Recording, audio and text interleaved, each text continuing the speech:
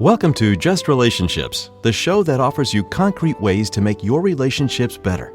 Whether it's your boss, your spouse, your children, or your friends, the quality of your relationships in life directly affects how you feel about yourself and the success you achieve. Your host, Dr. Duffy Spencer, a psychotherapist, telecoach, author, and seminar leader, will interview top experts to help you learn to manage this essential part of your life. And now, here's your host, Dr. Duffy Spencer. Greetings to you. Welcome back to Just Relationships and Dr. Catherine Pittman, who is the author of Rewire Your Anxious Brain, Rewire Your OCD Brain, and Taming Your Amygdala. So we are looking at the amygdala as the emotional center, the aggression center. It's where our basic emotions are, anger and love. We'll ask Dr. Pittman about that.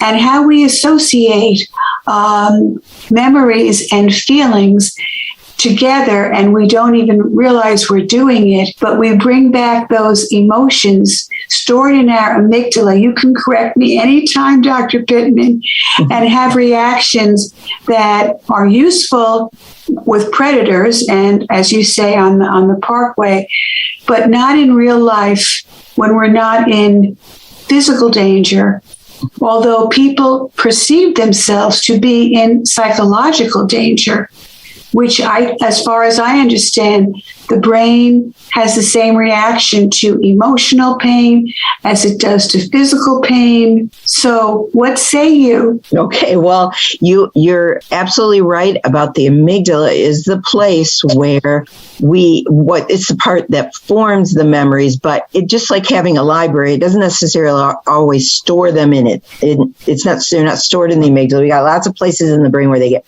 stored, but the amygdala is the one that creates those memories.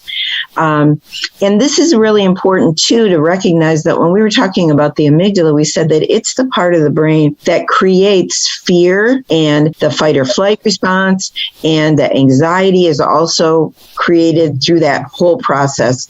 And those feelings and physiological responses, only the amygdala can create them, not the cortex. So in other words, you can't think to yourself to have a fight or flight response and tell yourself to have it. The amygdala has to be activated. And so here's the question people have, so is the amygdala just the only way that starts it? Well, it's the only way that can initiate it. But you know what? Sometimes our fears or anxieties start in our cortex, which is the gray curved biggest part of our brain, where we're doing our quote thinking and we're imagining things, And so what happens, what you're thinking about, what you're focusing on, we kind of mentioned this when we were talking about the pandemic, what you see on television, even though it's not necessarily posing a danger to you, those things that you see and process in your cortex, in your thinking,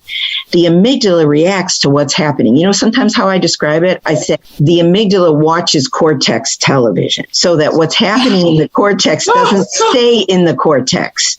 The amygdala is watching that. It has literally, if you looked, you could see in the brain. The amygdala has all kinds of connections up into your thinking brain so that it can be observing in a way what you're hearing, seeing, thinking. It's monitoring all of those things. So yes. we mentioned before that the amygdala will sometimes react to a curved stick in the pathway as if it's a snake because it gets information directly.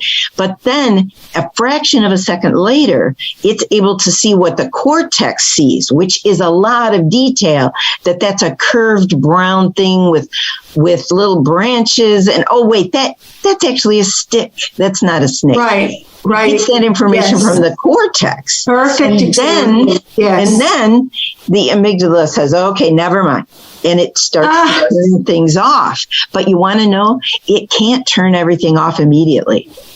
You can't calm down immediately because what's happened has your heart rate's been shifted, your breathing's been shifted, adrenaline's been released. So it's going to take a while for your body to calm down. And sometimes that confuses people. They'll say, if I'm safe, why am I still feeling unsafe? Yeah. And it's because the physiological responses that the amygdala makes don't just dissipate like with a snap of a finger. That's not how our body works. Is that also because the adrenaline is still in our system? It sure is. Yes. It sure is. And that's why sometimes after you've had a fright or something, that doing something physical can help use that up. You know, yes. You can calm yourself down faster. But, what we typically do is we just kind of think it should go away. It should be gone. And sometimes you can misinterpret that as, I know I'm not afraid of that stick, but maybe there's something else I should be afraid of because I'm feeling afraid. But no, it's just that your amygdala made a mistaken reaction. And you shouldn't trust your amygdala to always be right about dangers, because it's not always right about dangers. But here's the thing. If you think of it like as your protector and it sets off kind of an alarm in you, so there's an alarm going off, we need to ignore the alarm sometimes. Just like if you have a smoke detector that goes off accidentally, or the engine light on your car is on, but it's an error. But, it's a lot harder to ignore a feeling of danger than a lit engine light. You could say that lit engine light, it's probably something to do with my gas cap not being tightened. Someone told me that happens sometimes, and I think it happened to me before. So you can say, I'm just going to ignore it. But it's so hard to ignore a feeling of dread and danger in your body. But it's just as much a false alarm sometimes. Yes. So learning about the amygdala really helps you understand yourself a lot better. So let's talk about the cortex and how the cortex. May I just ask you, Dr. Pittman? Sure. I know, so there are connections from the amygdala to the cortex, which is a wonderful thing. Mm-hmm. What about from the cortex to the amygdala? Is that what you're saying? Many fewer connections, which is why we can't control our amygdala through like our willpower. And that's why we shouldn't blame ourselves for feeling anxious, because it's not under your conscious control. You need to learn some things about it to know how to control it. And none of you were issued an instruction manual with your brain. I know I wasn't. No. So basically the breathing, the walking or running, and we talked about sleeping. That last week, right? Yes. Deep breathing and exercise and sleeping are things that do affect the amygdala in ways, and understanding that those can help you calm your amygdala down. And then we also talked about you can teach your amygdala that things are safe that it might have learned accidentally. Like say you're in a car accident and it learned riding in the passenger seat of a car is dangerous. And so the amygdala always reacts with panic or anxiety when you're riding with someone. You can teach the amygdala to stop processing information in that way. But the amygdala needs experience to learn. It does not learn from a lecture or an explanation or reassurance. So it's not right to talk to people who are anxious and think you can talk them out of their fears. The amygdala doesn't learn from that. It really needs much more experience. And that's why talking therapy is practically a pejorative term. Because you need more than talk. You need to do some stuff often, especially when it comes to anxiety. I'm not saying talking doesn't help with some things like depression, for example, but even depression, it's good to do some stuff to change your depression, not just to think that talking is enough to change your brain. So when we're trying to talk about rewiring the brain, we're going to talk about, a variety of different mechanisms that allow the brain to learn. And when you want to teach the amygdala, which is always involved in our fear and anxiety, it really learns through experiences that it has. So what kind of experiences? Like, for instance, I am a certified Gestalt therapist. That's one of my certifications. And Fritz Perls and Laura Perls founded Gestalt, which means to make whole, loosely translated from the German, and the mind-body connection and the experience. And Gestalt therapists are famous for putting parts of ourselves or other people in the empty chair and talking back and forth and emoting with that person. So that's experiential. Right. Yeah. When we should try to talk to our amygdala in some way, but here's some ways that I would talk to the amygdala. Let me just tell you. I would say to the amygdala, I know you are worried about this car ride, but chill out. I'm going to be okay. Now, does that change the amygdala? No, but it kind of helps you to realize I'm not the scared one. It's my amygdala that's scared. I know rationally that I should be able to ride with my sister in this car and be safe. But you know what? You shouldn't expect just talking to your amygdala is going to change it. You know what that's like, Dr. Duffy? That is like not being able to start your car and opening your refrigerator to try to fix it. You're just in the complete wrong place, Yes. So what you need to do is to understand, I need to fix something in this car. My refrigerator is not the problem. And so the amygdala needs to have experiences sitting in the passenger seat of the car, maybe not even moving, just sitting in it. We do these gradual experiences and the amygdala will learn. It really will learn. But what we wanted to talk about today is not just the amygdala, but to say, do we also have the situation in which anxiety starts in the cortex? And this is so important to understand. Remember, the cortex can't activate the fight or flight response. But because the amygdala watches cortex television, if you start to think about scary things happening, like your mom dying of COVID, that's going to activate your amygdala. The thought.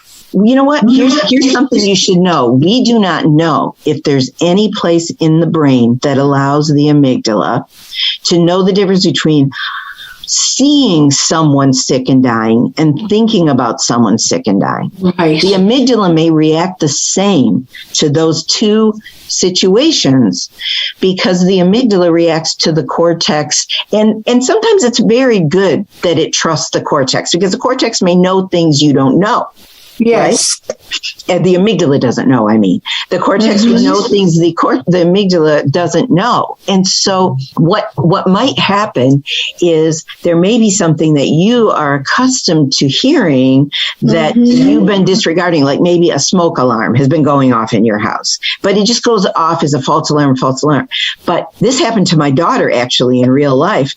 They had a smoke detector that kept going off and they had to keep walking down to the basement and flipping the power switch off and on in order to turn off the whole house and turn it back on. It was a fault.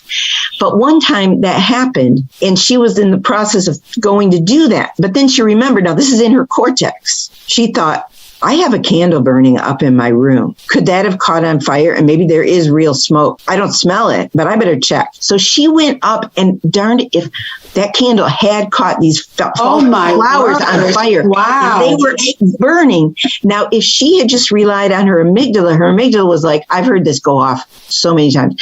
It did not react to it, did not see it as a danger signal. But her cortex came up with the idea there could be a fire. And once there was that in her brain, then her amygdala kind of had this little of fear because she had the image of her bedroom on fire. And the cortex reacted to, the cortex was producing that image and the amygdala reacted to that so that she felt some anxiety and she felt, I'm not going to just go turn it off. I got to deal with this anxiety feeling. I'm going to go check to make sure my room is okay. Right. And that was good.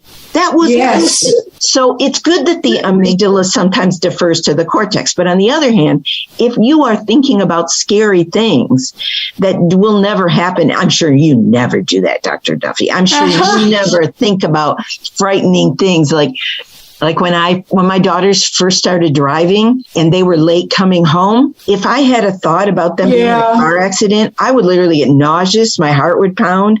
I would be and also if I called them on my cell phone, on their cell phone, and they didn't answer, that would make things worse. Why? Because I would think, okay, they're dead, upside down in the ditch, and those were terrifying to my amygdala, but none of them were true. I'm happy to tell you. So, wow. So our ability to think about about things activates the amygdala.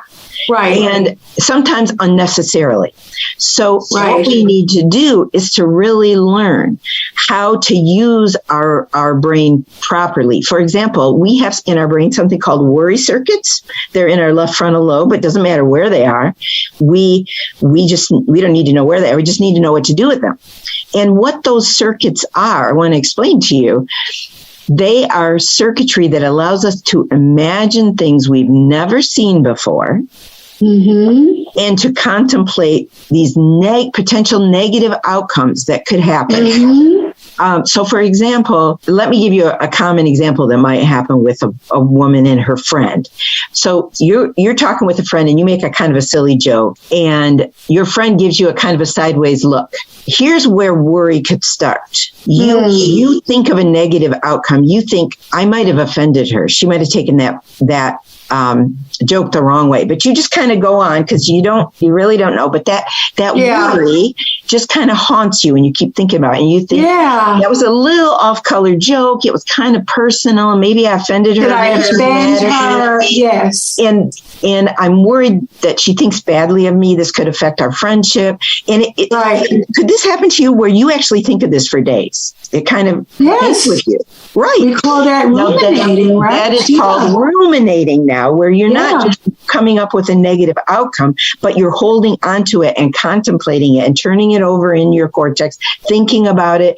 And that's ruminating, right? But here's the thing. Worries can be very helpful. In fact, I believe our ancestors who developed worries, the ability to worry, I should say, who developed the ability to worry. And I love to use this certain example. Like imagine this, okay? A woman who, like a cave woman, a prehistoric woman, and she says, this living in caves, I'm going to build myself a hut, and I'm going to put it out here where it can be more, air can go through it. It won't get all stinky. I'm going to build it close to this stream where I have access to water and the fish and the crayfish we like to eat too. And if my kids get dirty, I can dunk them in the water. This is great, right? But one day, here's where worry circuits come in. One day she's enjoying storing things in this hut, her children living there, she's living there, all that, yay. But here's what happens. She thinks one day when it's a bad rainstorm and she noticed that the creek is rising. She has something come into her head that she's never seen. She imagines, because she has worry circuitry, the water getting so high that it washes into her hut. It washes away, it drowns her children maybe, washes away the food she's stored, damages her hut and makes it float away. Like she can imagine all this stuff. Now, the fact that she worries about that could lead her to do something else that prehistoric people could do. You know what they could do? And she had to do this to build the hut. To plan. Right. We have planning circuits where we break down a task into steps and we carry it out.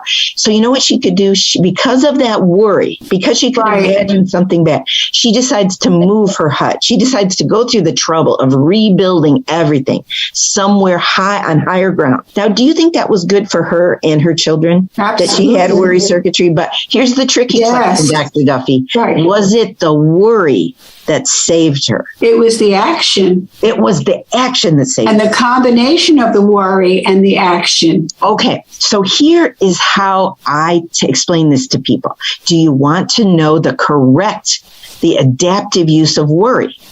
Something you never got in the instruction manual for your brain, right? What's the adaptive use? When you worry, the benefit of worry is that it can alert you to a potential danger and you can move to a plan, right? And so if you have worry, and the way I often draw this out for my students, and I draw it out and say, write down worry, draw a little arrow to the word plan. So whenever you have worry, think to yourself, stop worrying. Why? Because it activates your amygdala and it's unpleasant. And you can go for days, worry and ruminating, and you can be suffering. What you say is, okay, I'm worrying. What I'm supposed to do when I worry is I'm supposed to come up with a plan to cope with the worry. So let's go back to your friend situation. All right? Because the lady, the prehistoric lady we talked about, what she did? She actually made a plan and carried it out. But let's say you come up with a plan and you say, my plan is I should apologize to my friend. But then you say to yourself, but I don't know if I really need to. What if she's not really mad at me? I'm not sure. So then you think to yourself, here's my plan. This is my plan. We're going to get together for book club. club on Friday. I'm going to watch her. If she seems kind of cold toward me, or if anything seems off, then my plan is I will assess the situation. If she seems cold, I'm going to apologize. I'm going to say, that word, that joke, and that word I use, I'm really sorry. That was probably offensive. And I've been thinking about it, and I really apologize. I didn't mean to do that. And that was inappropriate. So what you do, though, is sometimes you don't have to activate the plan like that woman in the prehistoric times did. Sometimes you just hold the plan. Like, I'm worried I can't pay my mortgage. And you come up with a plan. If I can't, I'll call the bank, I'll call my brother, I'll borrow a little money, come up with a plan, but you may never need it. Your insurance company may pay you for your therapy sessions. You know how we're often waiting for the insurance company to pay us. Oh, yes. So but your payment may come in and you don't even need to borrow the money, right? Right. But you have a plan. Okay, so you have a plan B. You could put it that way. Right. Okay. Backup plan. So I want to tell you something about this. What we're doing is knowing that worry activates the amygdala. We are saying we don't want to spend any more time in those worry circuits. We don't want to spend any more time worrying than we need to. We need to know that the appropriate use of worry is it's alerting us to a potential threat or danger. Right. Let's move on to make a plan to cope with that threat or danger. And then there's one more piece. Worry has a little arrow to plan, but guess what? After plan, there's an arrow and it just points on. You know what that means? It means move on. Move on, Dr. Duffy. Oh, okay. So let's say you are worrying about your friend being angry at you. When you come up with this plan where you say, when I see her at book club, I'm going to see if she seems upset. If she does, I'll apologize. Then should you go back to worrying? Should you go back to thinking about her being mad at you? Should you do that? No, because it's going to activate your amygdala. You're going to be stressed out, So guess what? You move on with your day and you do what you need to do, whatever it is. Make a grocery list, call a friend, get busy on the project you need to finish, whatever it is. You just go on with your day. And when worry tries to come back, you remind yourself, I got my plan. Now, you know what people ask me, because people who are good worriers are very imaginative, creative people. And you know what they say to me when I tell them about this? And so I need to bring it up for you. Yeah. I don't know if this is going to affect you, but some of your listeners might affect them. They say, what if they think of a problem in the plan? I say, you know what you're doing right now? That is a worry. That's a worry. So what do you do with a worry? They say, well, you make a plan. I say, okay, so you make a plan to deal with the problem in the plan. Right. So if you you might say, what if I think about her and I'm thinking about this woman and I'm worried she's hiding her feelings of anger toward me. So maybe if I look for her to show anger, she's going to just be pleasant and hide her feelings. Right. I kind of know that about her. She's not somebody to confront people. So then you say, I'm going to change my plan. I'm just going to apologize. I'm not going to assess. I'm just going to do it to make sure. So okay. So then if they say, okay, but I say, I want to tell you something though. If you keep finding problems in your plan, guess what? You are just going back to worrying over and over and over again.